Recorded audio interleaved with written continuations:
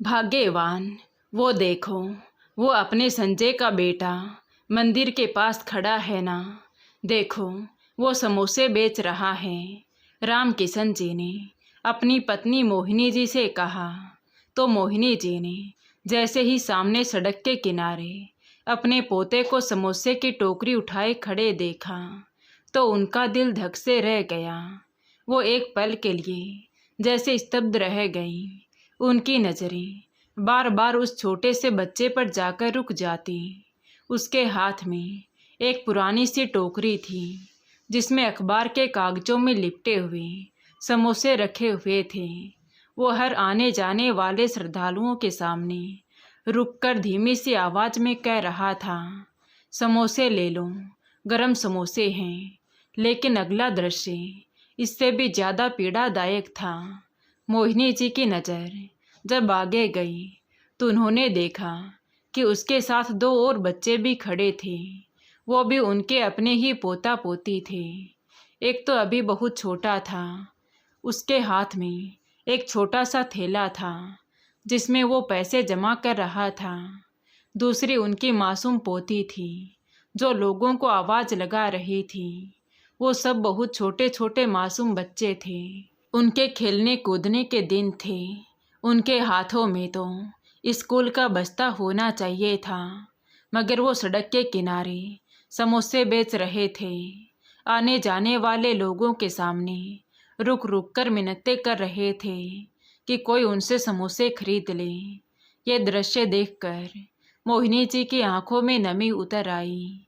दिल जैसे किसी ने मुट्ठी में जकड़ लिया हो।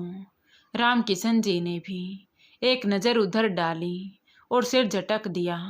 उनके चेहरे पर जरा सी भी नमी नहीं आई और गुस्से से बोले, वो निकम्मा है, जब खुद से कमाई नहीं होती तो बच्चों को भी काम पर लगा दिया है। मुझे उससे कोई मतलब नहीं है, चलो यहाँ से। ये कहकर राम किशन जी आगे बढ़ गए। मोहिनी जी खामोशी से उनके पीछे चल तो दी थी, मगर उनके कदम जैसे बोझिल हो गए थे। उनका दिल इस दृश्य में अटक कर रह गया था। वो बार बार मुड़कर बच्चों को देख रही थी, मगर राम किशन जी के रहते हुए वो कुछ कह नहीं सकती थी। उनके 3 ही बच्चे थे। एक बेटी जो दूसरे शहर में ब्याही थी, बड़ा बेटा जो अब एक बड़ा अफसर था, और एक छोटा बेटा संजय जो हमेशा से ही कमज़ोर किस्मत का मालिक रहा था। राम किशन जी और मोहिनी जी अब शहर में अपने बड़े बेटे के साथ रहते थे। बड़ा शानदार घर था, नौकर चाकर थे, हर प्रकार की सुख सुविधा मौजूद थी।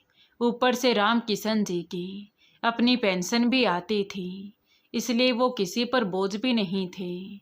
लेकिन मोहिनी जी के दिल में आज अजीब सी बेचैनी थी। न जाने मेरे बच्चे के हालात कैसे होंगे।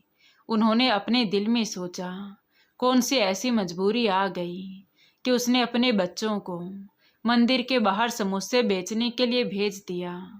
ये ख्याल आते ही उनके दिमाग में पुरानी यादें घूमने लगी। संजय बचपन में बहुत ज़्यादा बीमार रहता था। जब वो सिर्फ 5 साल का था तो उसे भीषण निमोनिया हो गया था। कई कई दिन वो अस्पताल में एडमिट रहता। मोहिनी जी दिन रात उसके सिराने बैठी रहती। कई बार तो डॉक्टरों ने भी हाथ खड़े कर दिए थे कि बच्चे की हालत बहुत नाजुक है। इसी बीमारी के कारण उसके दिमाग पर भी असर पड़ गया था। डॉक्टरों ने बताया था कि संजय का दिमाग बहुत ज़्यादा कमज़ोर तो नहीं है, मगर वो ज़्यादा मानसिक दबाव या पढ़ाई की मेहनत बर्दाश्त नहीं कर सकेगा। मुश्किल हिसाब किताब उसके लिए कठिन होगा, लेकिन शारीरिक तौर पर वो बिल्कुल ठीक था। दौड़ता भागता था, मेहनत मजदूरी कर सकता था। मोहिनी जी को आज भी वो दिन याद था जब डॉक्टर ने उन्हें एक तरफ ले जाकर कहा था कि आपका बेटा जिंदा तो रहेगा, मगर उसकी मानसिक सहन शक्ति कमज़ोर रहेगी, उस पर ज़्यादा दबाव न डालिएगा। वो दिन मोहिनी जी के लिए बहुत भारी था, मगर संजय एक अजीब बच्चा था बीमारियों के बाद भी उसके दिल में पढ़ने का बहुत शौक था। जब उसका बड़ा भाई स्कूल जाने लगा तो संजय भी उसके पीछे पीछे दरवाजे तक आ जाता और जिद करता कि वो भी स्कूल जाएगा। एक दिन तो उसने रोते रोते बस्ता ही उठा लिया और कहने लगा कि माँ, मैं भी स्कूल जाऊंगा, मैं भी पढ़ूंगा। मोहिनी जी ने उस दिन उसे बड़ी मुश्किल से समझाया था। फिर कुछ दिन बाद उसका स्कूल में भी नाम लिखवा दिया, लेकिन ज़्यादा पढ़ाई उसके बस की बात नहीं थी। कुछ देर किताब देखता तो सर में दर्द शुरू हो जाता। टीचर भी अक्सर शिकायत करती कि संजय पढ़ाई में कमज़ोर है। एक दिन टीचर ने राम किशन जी को बुलाकर कहा कि आपका बेटा बहुत सीधा और मेहनती तो है, मगर इसका दिमाग ज़्यादा पढ़ाई में नहीं लगता। उस दिन राम किशन जी को उस पर बहुत गुस्सा आया था। उन्होंने घर जाकर संजय को बहुत डांटा, मगर मोहिनी जी ने बेटे को सीने से लगा लिया। संजय ने कुछ साल पढ़ने की और कोशिश की, फिर खुद ही पढ़ाई छोड़ दी। उसने कहा कि वो मजदूरी कर लेगा, मगर घर पर बोझ नहीं बनेगा। उसके बाद वो हमेशा कभी किसी खेत में मजदूरी करता तो कभी किसी मिस्त्री के साथ काम सीखने लगता। उसके हाथ हमेशा काम में व्यस्त रहते। बड़ा भाई रमन पढ़ लिख कर बहुत आगे निकल गया। किस्मत भी उसके साथ थी। वो प्रतियोगिता परीक्षा पास करके बड़ा अफसर बन गया। फिर एक बड़े परिवार में उसकी शादी भी हो गई और वो शहर में जाकर बस गया। गांव में क्या था, बस एक पुराना सा घर और 1 एकड़ ज़मीन। वो ज़मीन भी संजय के पास ही रह गई थी। वहीं इस पर खेत बाड़ी करता और मजदूरी भी कर लेता। उसकी शादी भी गांव के एक गरीब लड़की सीमा से हुई थी। सीमा भी उसके साथ हर हाल में खुश रहने की कोशिश करती। मोहिनी जी जब कभी गांव जाती तो देखती कि दोनों पति पत्नी बड़ी मेहनत से ज़िंदगी गुजार रहे हैं। कपड़े सादे होते थे, मगर चेहरे पर सुकून होता था। मगर आज ये दृश्य देखकर मोहिनी जी का दिल जैसे टूटकर रह गया। वो कई दिन तक इसी सोच में गुम रही। बार बार उन्हें अपने पोतों के चेहरे याद आते, उनके हाथों में समोसे की टोकरियाँ, उनकी मासूम आवाज़ें। आखिर एक दिन उन्होंने हिम्मत करके राम किशन जी से कहा, चलिए जी, एक बार छोटे बेटे के पास चलते हैं। न जाने उसके हालात कैसे हैं, घर का गुजारा कैसे हो रहा होगा। क्यों छोटे छोटे बच्चों को स्कूल के बजाय यहाँ समोसे बेचने पर लगा रखा है। राम किशन जी ने उनकी बात सुनते ही गुस्से में बोहें चढ़ा ली और गुस्से से बोले, वो बचपन से ही निकम्मा है। अगर खुद से कमाई नहीं होती तो बच्चों को भी कमाई पर लगा दिया है। मुझे उससे कोई मतलब नहीं है। राम किशन जी ने फिर कहा, अगर तुम्हें जाना है तो शौक से चली जाओ, मैं तो नहीं जाने वाला। मैं तो अपने बड़े बेटे के साथ ही ठीक हूँ। यहाँ आराम भी है और खाना भी अच्छा मिलता है। फिर हंसते हुए बोले, उसके पास जाऊँगा तो लगता है अपनी रोटी भी खुद कमानी पड़ेगी और उसका भी पेट पालना पड़ेगा। उनकी ये बातें मोहिनी जी के दिल में तीर की तरह चुभ गई, मगर वो खामोश रही। वो जानती थी कि बहस का कोई फ़ायदा नहीं। माँ का दिल तो आखिर माँ का दिल होता है। वो अपनी संतान में फ़र्क नहीं कर सकती थी। इधर राम किशन जी के दिल में एक और भय भी था। उन्हें लगता था कि अगर वो छोटे बेटे के पास जाकर रहने लगेंगे तो वो अपनी गरीबी की वजह से उनकी पेंशन पर भी अपना अधिकार समझने लगेगा और उन्हें मजबूरी में अपनी पेंशन भी उसके हवाले करनी पड़ेगी। मगर मोहिनी जी के दिल में सिर्फ एक ही सवाल था, आखिर मेरे बच्चे पर ऐसी कौन सी मुसीबत आ गई कि उसके मासूम बच्चों को सड़कों पर समोसे बेचने पड़ रहे हैं। राम किशन जी की बात सुनकर मोहिनी जी कुछ देर तक तो खामोश बैठी रही। उनके दिल में अजीब सा बोझ था। वो जानती थी कि राम किशन जी जिद्दी स्वभाव के आदमी हैं। एक बार जो बात कह दें फिर उससे पीछे हटना उनके लिए बहुत मुश्किल होता है। मगर एक माँ का दिल अपने बच्चों के लिए बेचैन हो तो उसे कैसे रोका जा सकता है। उस रात मोहिनी जी देर तक जागती रही। बार बार उनके सामने अपने पोतों का वही दृश्य आ जाता। नन्हे नन्हे हाथों में समोसे की टोकरियाँ, सड़क पर खड़े होकर लोगों से मिन्नतें करते हुए आखिर उन्होंने दिल में फैसला कर ही लिया कि अगर राम किशन जी नहीं जाना चाहते तो नहीं जाए, वो खुद ही अपने बेटे के पास चली जाएंगी। अगले दिन सुबह उन्होंने खामोशी से अपना छोटा सा बैग तैयार किया, 2-4 जोड़ी कपड़े रखे और कुछ ज़रूरी चीज़ साथ में ले ली। जब घर के लोग सो रहे थे तो वो किसी को कुछ बताए बिना ही गांव से निकल गई और गांव जाने वाली बस पकड़ ली। पूरे रास्ते उनका दिल धड़कता रहा। वो बार बार यही सोचती रही कि न जाने संजय के हालात कैसे होंगे, न जाने बच्चे किस हाल में होंगे। खैर, कई घंटों के सफ़र के बाद जब वो गांव पहुंची तो सूरज काफ़ी ऊपर आ चुका था। गांव की मिट्टी की खुशबू और खेतों की हरियाली देखकर उनके दिल में अजीब सी नमी आ गई। वो धीरे धीरे संजय के घर की ओर चलने लगी। घर के पास पहुंचकर उन्हें संजय नज़र नहीं आया। दरवाज़ा भी बंद था। पास की एक महिला ने बताया कि संजय और उसकी पत्नी खेतों में काम करने गए हैं। यह सुनकर मोहिनी जी भी खेतों की ओर चल पड़ी। खेत के किनारे पहुंचकर उन्होंने देखा कि संजय खेत में पानी दे रहा था और उसके साथ उसकी पत्नी भी काम कर रही थी। दोनों के चेहरों पर थकान साफ नज़र आ रही थी, मगर वो खामोशी से मेहनत में लगे हुए थे। मोहिनी जी ने आवाज़ लगाई, संजय बेटा। आवाज़ सुनकर संजय ने चौंक कर सिर उठाया। जब उसकी नज़र सामने खड़ी अपनी माँ पर पड़ी तो वो हैरान रह गया। माँ! वो दौड़ता हुआ उनके पास आया और उनके पैर छू लिए। उसकी आंखों में खुशी के आंसू आ गए। माँ, आप यहाँ कैसे आ गई?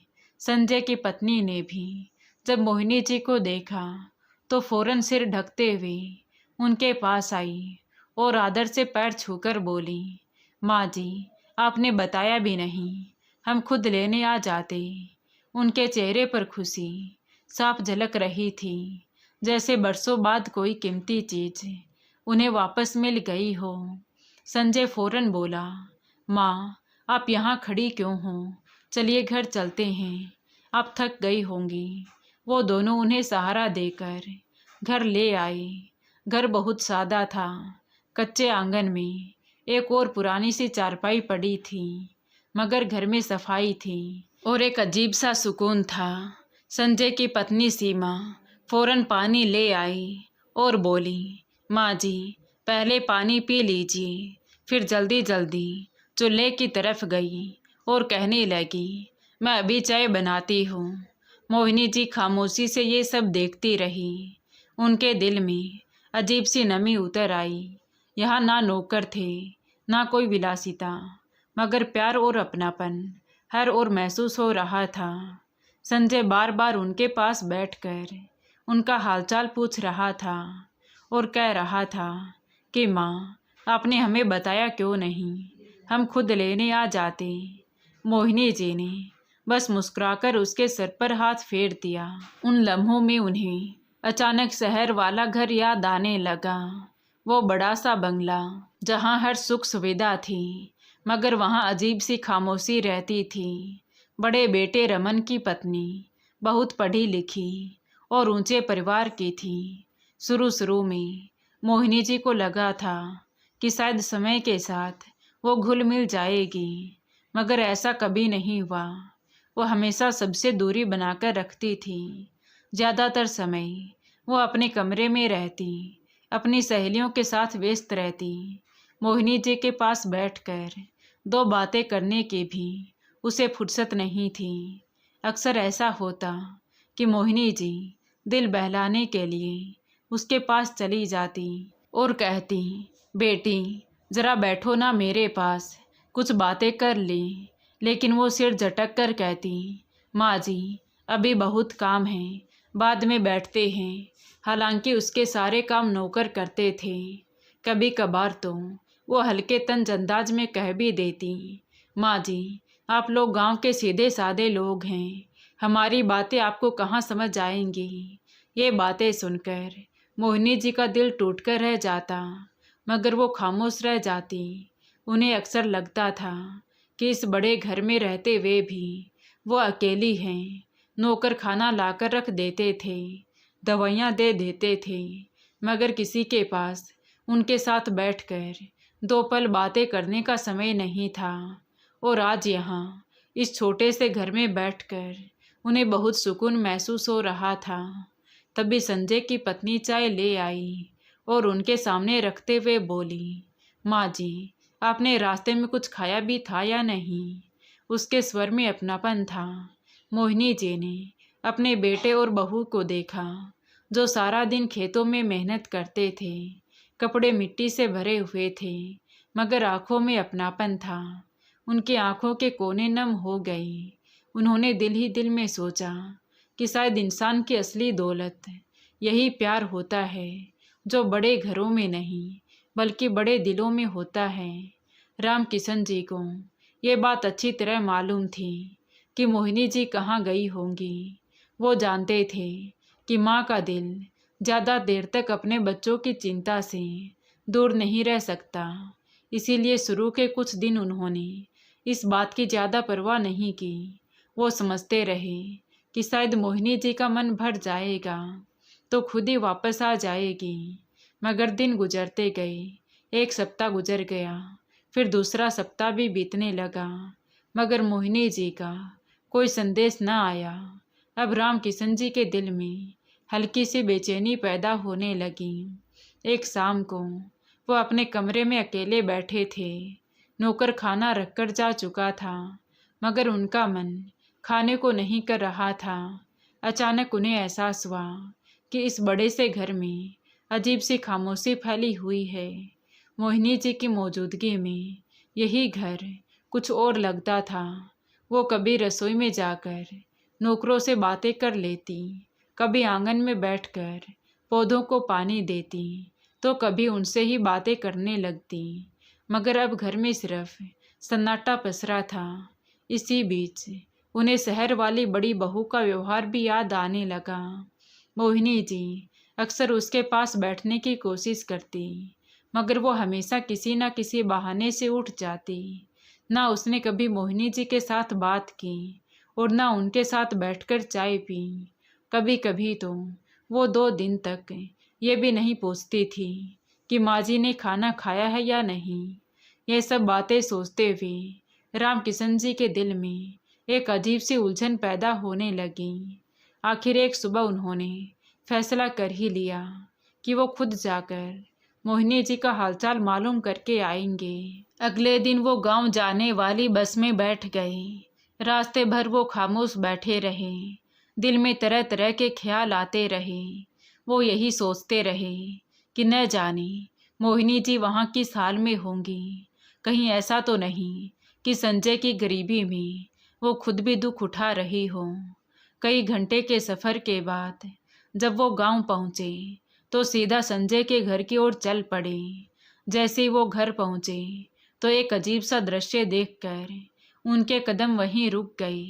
आंगन में मोहिनी जी चारपाई पर बैठी थी और उनके सामने उनकी बहू जमीन पर बैठी उनके पैर दबा रही थी। पास ही चूल्हे पर कुछ पक रहा था और संजय पानी का घड़ा भरकर ला रहा था। बच्चों की हंसी की आवाज़ भी आंगन में गूंज रही थी। राम किशन जी कुछ पलों के लिए वहीं खड़े रह गए। उनकी आंखें हैरत में फैल गईं। उन्होंने सोचा था कि यहाँ गरीबी और परेशानी का आलम होगा, मगर यहाँ का दृश्य तो कुछ और ही था। सादगी जरूर थी, मगर माहौल में प्यार और सुकून था। मोहिनी जी की नज़र जैसे ही दरवाजे की ओर गई तो वो तुरंत खड़ी हो गई। अरे आप यहाँ कैसे आ गई? उनकी आवाज़ में खुशी और हैरत दोनों शामिल थी। संजय भी फौरन आगे बढ़ा और आदर से बोला, पिताजी, आपने बताया होता तो मैं खुद लेने आ जाता। आइए अंदर आइए। बहू ने भी फौरन घूंघट निकाला और आदर से उनके पैर छुए और जल्दी से एक साफ चादर चारपाई पर बिछा दी। पिताजी, आप बैठिए, मैं अभी चाय बनाती हूँ। बच्चों ने भी दौड़कर दादाजी के पांव छुए। रामकिशन जी ये सब देखते रह गए। उनके दिल में अजीब सा एहसास जाग रहा था। उन्हें वो शहर वाला बड़े बेटे का घर याद आया, जहाँ मोहिनी जी को कोई पूछता तक नहीं था, और यहाँ ये छोटी बहू उनके पैर दबा रही थी और उनकी हर बात का ख्याल रख रही थी। वो खामोशी से चारपाई पर बैठ गई। कुछ देर बाद उनकी नज़र दरवाजे की ओर गई, जहाँ संजय के बच्चे बैठे थे। उनके सामने एक टोकरी रखी हुई थी जिसमें समोसे रखे थे। ये देखकर रामकिशन जी के दिमाग में तुरंत वही पुराना दृश्य ताज़ा हो गया, जब उन्होंने बच्चों को मंदिर के बाहर समोसे बेचते देखा था। उन्होंने थोड़ा कड़क स्वर में पूछा, संजय, ये बच्चे समोसे बेचने जाते हैं? तो संजय ने मुस्कुरा दिया, जी पिताजी, जाते हैं। यह सुनकर रामकिशन जी के माथे पर बल पड़ गई, मगर संजय ने फौरन नरमी से कहा, पिताजी, ये मजबूरी नहीं है, मैंने खुद इन्हें ये काम सिखाया है। रामकिशन जी ने हैरत से उसकी तरफ देखा तो संजय धीरे से बोला, पिताजी, मैं चाहता हूँ कि मेरे बच्चे जिंदगी के हर हाल में जीना सीखें। इंसान के हाथ में कोई हुनर हो तो वो कभी भूखा नहीं सोता। मैंने इनसे कहा कि पढ़ाई भी करो और मेहनत से डरो भी मत। आज अगर ये समोसे बेचना सीख लेंगे तो कल किसी मुश्किल समय में घबराएंगे नहीं।